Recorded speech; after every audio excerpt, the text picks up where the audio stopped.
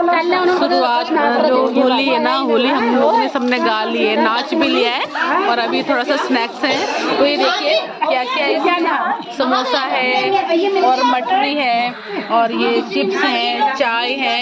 इससे पहले हमने फ्रूट्स खाए थे, ड्राई फ्रूट्स खाए थे और मिश्री और सौंफ भी खाया था। तो ये सब अभी होली की समाप्ति पर है और तो अभी हम थोड़ा सा स्नैक्स के रूप में ये सब होली के बाद दिया जाता है। और कभी कभी तो पकौड़ियाँ भी बनती है, कोई हर जगह अपना अपना वो है, कोई पकौड़ियाँ भी बनाता है और कोई आलू के गुटके बनाता है।